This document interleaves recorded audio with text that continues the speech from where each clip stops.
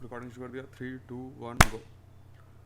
Hello and welcome back to the Motorsport Better podcast. I'm your host DD, and joining me today once again is my friend and your co-host Vedant. On this episode, we'll be talking about the Indycar race that took place at the Worldwide Technology Raceway. So let's grab some chai, take our seats, ready your opinions, and dive right into the conversation. Hello Vedant.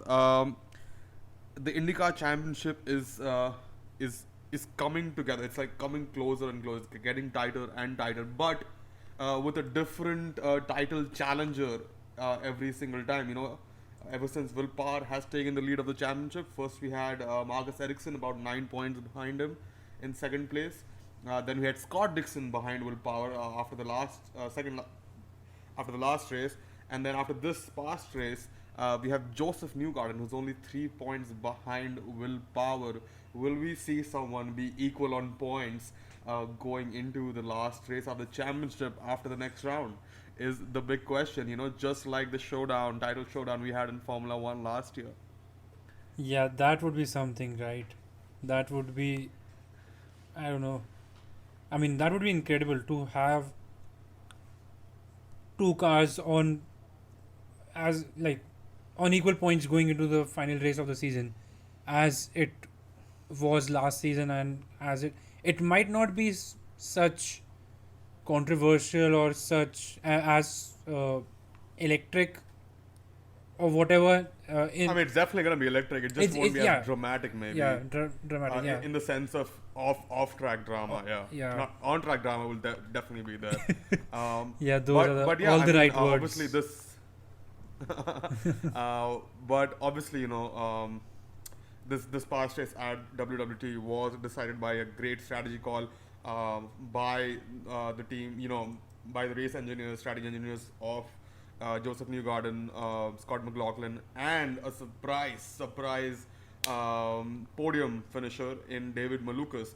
Obviously, they decided to pit, seeing that offset their pit strategy basically in lieu of the rain, and that worked out really fantastically for them. Will Power was leading the race early on, but after that strategy call, it was simply the race was simply in the hands of Joseph Newgarden and Scott McLaughlin. There was no challenging them, and the fact that we saw David Malukas come all the way through and finish on the podium is definitely up there, especially battling the likes of Joseph Newgarden, who we have seen this season at least has been phenomenal on short ovals. But we'll come to David Malukas in a second. Obviously, we want to talk about the championship battle up front, and now it seems like it was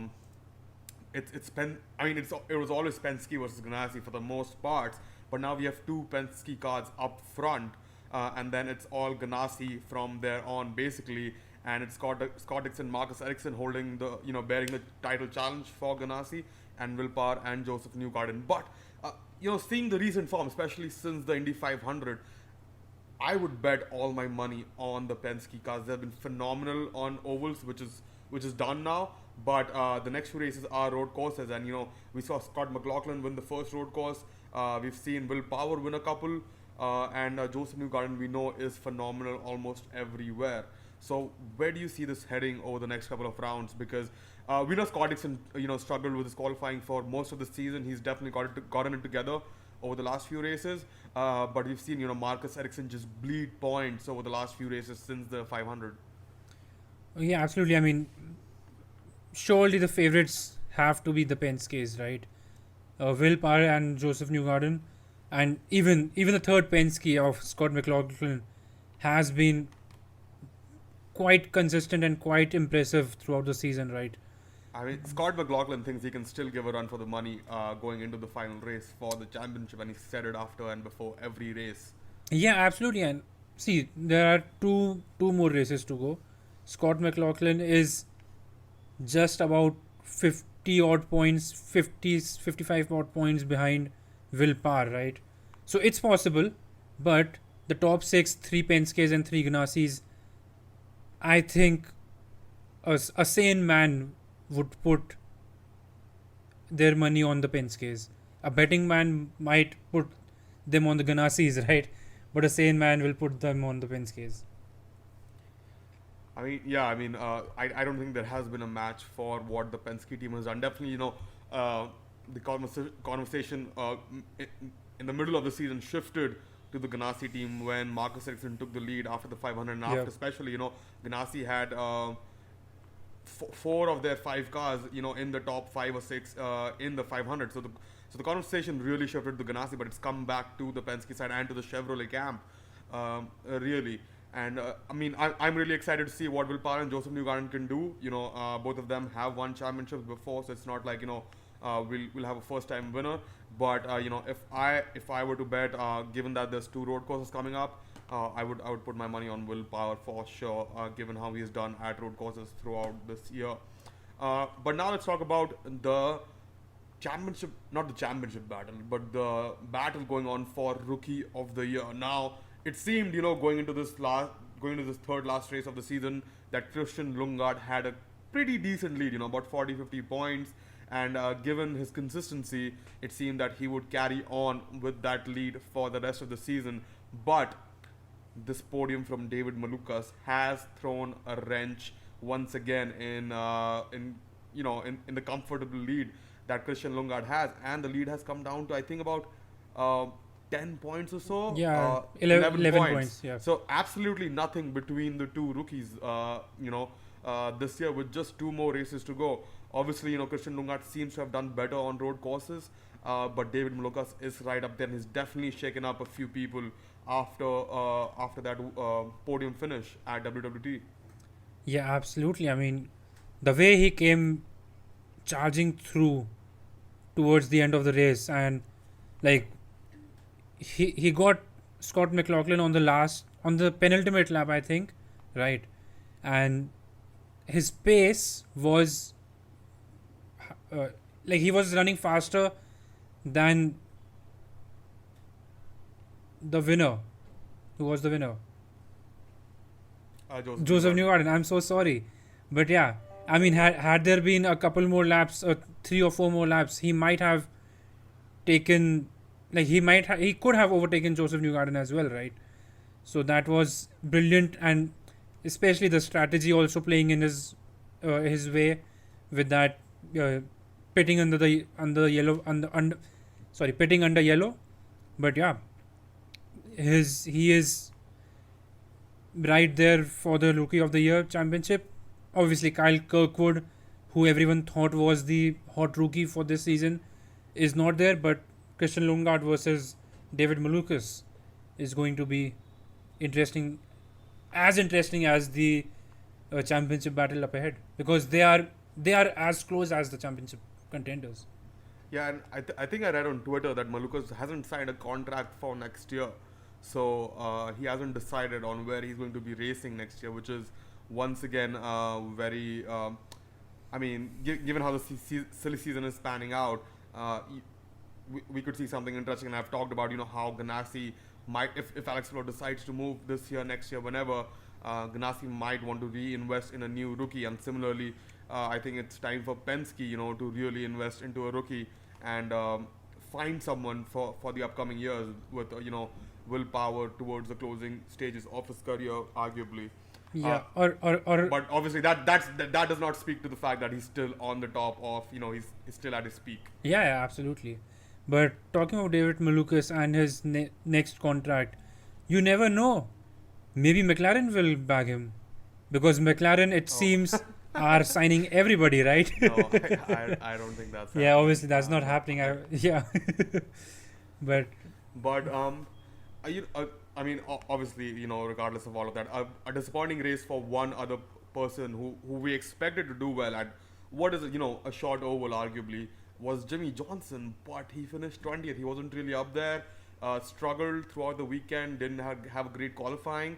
But yeah, I mean, kind of disheartening, because it is at these ovals usually that you would expect Jimmy Johnson, especially with the performances he's had this year, to do well and to put up a show for the Ganassi racing team and be a pain, maybe for the Penske's up there, and hold them up a little bit. But that was clearly not the case this weekend.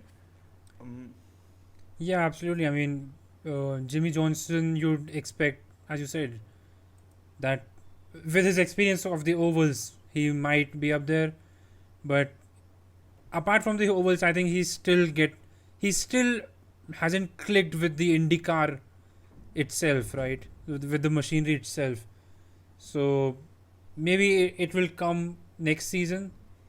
A consistent performances will come next season.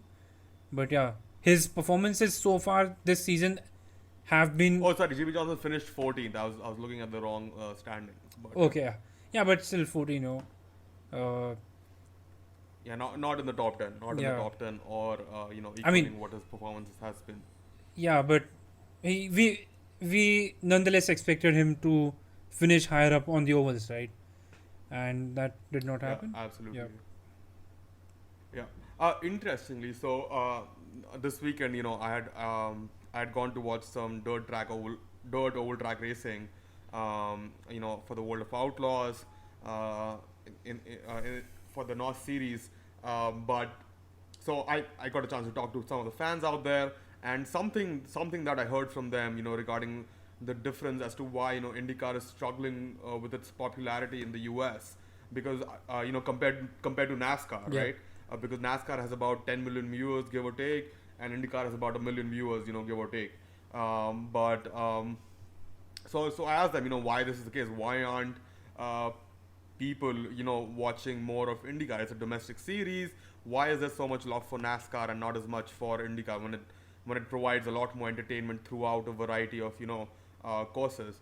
So one thing that stuck out that I haven't heard before was the fact that American fans want American racers in American cars racing each other, and that is Yeah. something that IndyCar lacks. IndyCar is a more from a driver perspective, it's a more international series Yeah. than NASCAR, which is why people aren't connecting with the drivers. Which is why Colton Herta is so popular, even though there are so many other prospects in IndyCar. Young prospects like Alex Palou, Pato Ward, but it's Colton Herta who takes the cake for being the most popular person on the grid, for the most popular driver on the grid, for the most for, for being the driver from whom people are expecting the most out of. Yeah. So that is something that stuck out. We usually talk about getting an American driver into F1 and whatnot, and we usually don't hear the same argument for IndyCar just because IndyCar is an American series and we just leave it to that. Yeah. Yeah. But I guess it's somewhat similar to having Haas as an American team, where yes, they are an American team, but there's nothing inherently American about them except that they're owned by Gene Haas. So uh, just throw it out there. I don't know what people think about it, but it was definitely a point of view that I haven't, a perspective that I haven't shared or thought about before regarding the popularity of IndyCar in the US. But regardless, it's still a great series, and the racing is quite insane, and we all love it. But amongst all of that news, also Andretti Global obviously announced that they'll be building a $575 million headquarter in Fishers, Indiana. Now that is some exciting news, especially following the fact that they said that they were willing to invest $200 million in F1 just to get an entry, and then subsequently they were ready to build a car here in Indiana. So I wonder if the facility will still accommodate for all of that, even though they don't have an entry in F1 just yet. Yeah, it's interesting. I mean, it's a huge commitment, and making that announcement right now is a huge power move from Andretti, right? Because you have the new, like talking about Formula One, you have the new engine regulations, you have for 2026, and you have the new, like you have the prospect of new teams joining Formula One as of now. So I think Andretti are just showing Formula One that we have the funds, we actually have the funds, and we actually are planning something very, very major, like just like the likes of McLaren or Mercedes or Ferrari for that matter, right? But I think Andretti are, I mean, we all know Andretti are one of the major players in motorsports as it is, especially American motorsports. But I think this is a great move. This is akin to what, like, a motorsport powerhouse, as you call it. And till now, only the manufacturers had been motorsport powerhouses, right? Like, Mercedes and BMW and Ferrari. These companies have cars in all different series, and if Andretti are going to expand in Formula One into Formula E or whatever for that matter, maybe sponsor a car in Formula Two. So yeah, this is going to be major, and yeah, but getting that kind of money and investing it is like it's a major commitment, and Formula One should look positively towards it, I believe. Yeah, 100%. And I think Karun Chandok also commented on Yeah. that news and said, we F1 really needs to get Andretti into the sport. And coming from someone who's in the paddock like Karun Chandok, um, it it it, me- it means a lot to the fans at least. Even if it doesn't mean anything to the team principals who are actually in charge of the decisions.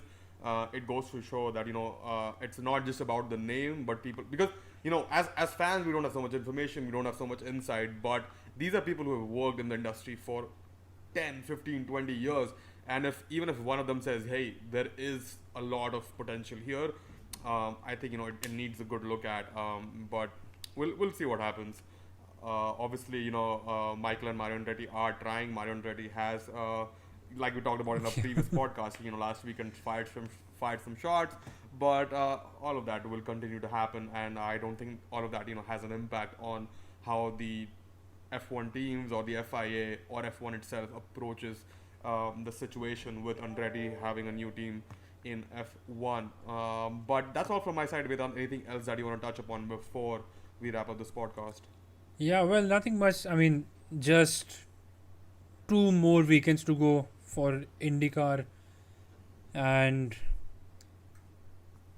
yeah, I'm really excited. I'm really excited because the last, I think the last race of IndyCar, is it on a Saturday or Sunday? If it's on the Sunday, I will be watching it to stay awake for my flight at 4 a.m. in India, in Delhi, right? But I believe it's on Sat. Yeah, it's on Sunday. Yeah. Yeah, it's on Sunday. So at least that will be good. But yeah, very excited for the final 2 races. The first IndyCar championship I have followed properly and with you know proper whatever. But yeah, let's do this. Let's get this thing over with. Thank you, Vedant, for joining me once again on the Motorsport Better podcast. It's been a pleasure talking to you, and as always, we'll catch you on the next one.